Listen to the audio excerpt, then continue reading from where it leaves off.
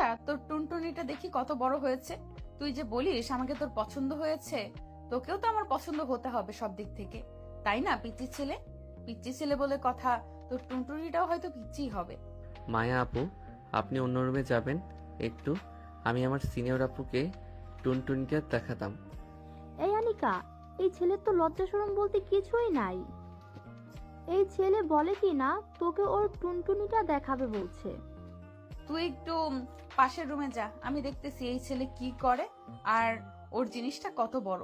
আমার জন্য পারফেক্ট হলে না হয় রেখে দেব, কি বলিস তুই? যেহেতু দেখতে পুরো চকলেট বয়ের মতো।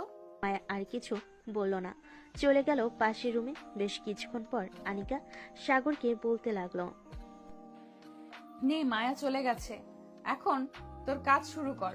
যদি ছোট হয় তাহলে মনে রাখিস তোর কপালে শনি আছে।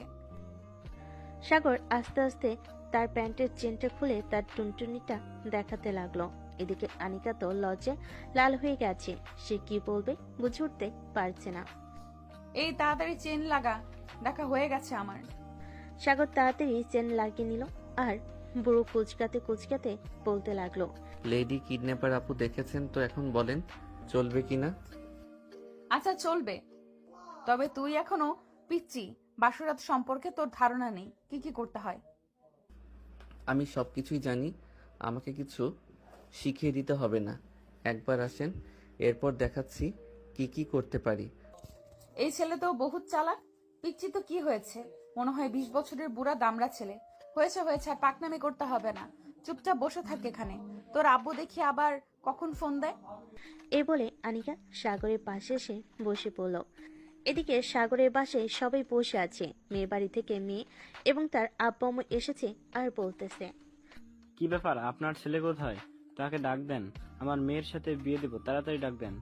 আমার ছেলেকে কিডন্যাপ করে নিয়ে গেছো কিছুক্ষণ আগে। সবাই রেডি হচ্ছিল আপনাদের বাসায় যাবে, ঠিক তখনই কিডন্যাপ হয়ে গেছে। আজব কথা তো, আজকে শুনলাম বিয়ে বাড়ি থেকে মেয়ে কিডন্যাপ হয়, কিন্তু আজকে নতুন কিছু শুনে ভালো লাগলো।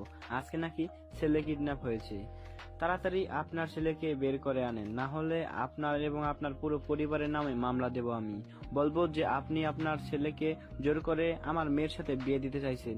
দেখুন, আপনারা যদি আমার ছেলের সাথে আপনার মেয়ের বিয়ে দিতে সমস্যা হয়, তাহলে এক কাজ করেন, আপনার মেয়েকে অন্য জায়গায় বিয়ে দিয়ে দেন, তাতে আমাদের কোনো আপত্তি নেই। আমাদের ছেলেকে বাঁচাতে হবে। কই গো সাগরের আম্মু, টাকা রেডি করছো?